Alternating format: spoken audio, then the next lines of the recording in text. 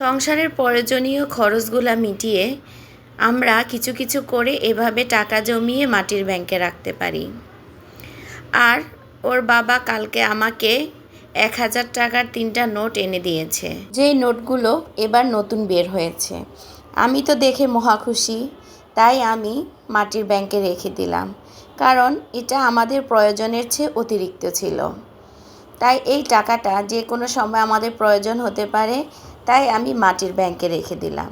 আমরা গৃহিণী, আমরা এভাবেই টাকাটা জমিয়ে রাখি এবং হাজব্যান্ডের প্রয়োজনে তাকে আমরা দেই, আর তার প্রয়োজনগুলা আমরা এভাবে মেটাতে পারি।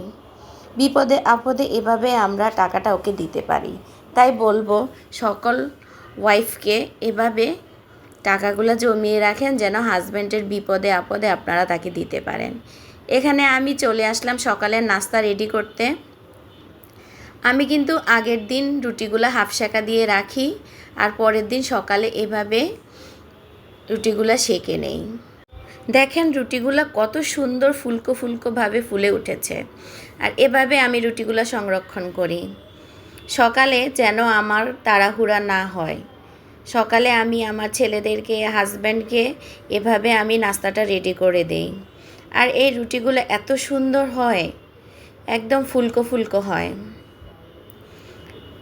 কে কিভাবে রাখেন অবশ্যই আমাকে জানাবেন। আমরা মেয়েরা যেভাবে পারি সংসারের কাজকে যতটুকু তাড়াতাড়ি করা যায় সেই চেষ্টাটা করি, কারণ খাবারের পরও আমাদের অনেক কাজ থাকে সংসারের। রান্না বান্না শেষ করেও আমাদের সংসারে অনেক কাজ থাকে, এজন্য আমরা যেভাবে পারি কাজটাকে সহজ করে নিতে চাই।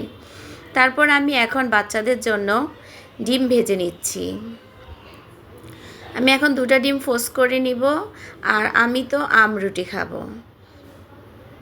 আমের সিজন আসলে আমার কাছে রুটি দিয়ে আম দিয়ে খেতে অনেক ভালো লাগে। আপনাদের কাছে কেমন লাগে অবশ্যই জানাবেন। আর এখানে আমি আমার ছেলেদের জন্য ডিমগুলো ভালোভাবে ফোস করে নিচ্ছি। ওরা আবার ডিমের কুসুমটা কাঁচা থাকলে খায় না, এজন্য ভালোভাবে একটু ফেটিয়ে দিচ্ছি। ডিমের কুসুমের কাঁচা অংশটা আসলে খাওয়া ভালো না। এক একজন এক এক কথা বলে, আপনারা একটু আমাকে জানাবেন অবশ্যই কমেন্টস করে। এখানে আমি আম ছিলে নিচ্ছি নিজের জন্য এবং বাচ্চাদের জন্য, কারণ আমি তো আম দিয়ে রুটি খাবো, আর বাচ্চারা মুরগির মাংস ছিল ওইটা দিয়ে আর ডিম ফোস দিয়ে খাবে। এখানে আমি আমগুলো রেডি করে নিচ্ছি। আমার ভিডিও যদি আপনাদের ভালো লাগে অবশ্যই একটা লাইক, একটা কমেন্টস করে আমাকে জানাবেন।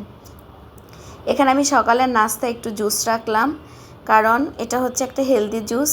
অবশ্যই একটু একটু তো জুস আমাদের খেতে হবে। এখানে দেখেন এই নোটগুলো হচ্ছে একদম নতুন, যে 1000 টাকার নোট বের হয়েছে নতুন, ওই নোটগুলো আমার হাজব্যান্ড আমাকে দিয়েছে।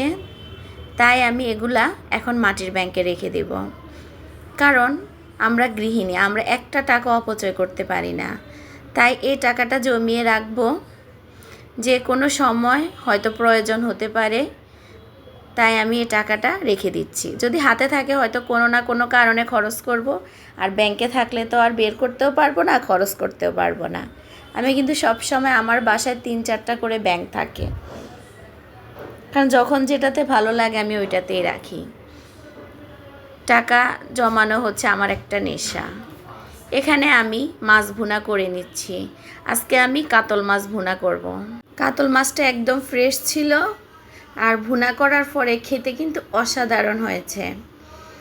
আমি এখানে একটু ঝাল ঝাল করে মাছ ভুনাটা করে নিচ্ছি, আর পরিমাণ মতো পানি দিয়ে দিলাম, যেন টমেটোটা একটু সিদ্ধ হয়ে যায়।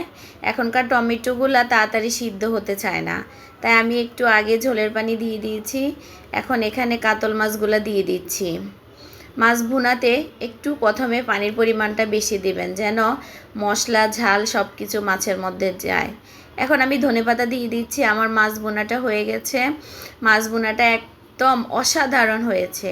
এই যে দেখেন আমার মাছ ভুনার ফাইনাল লুক কেমন হয়েছে অবশ্যই বলবেন।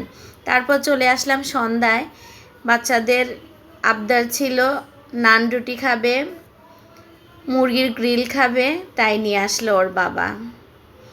এখানে আমি সন্ধ্যায় সব কিছু এখন রেডি করে নিচ্ছি।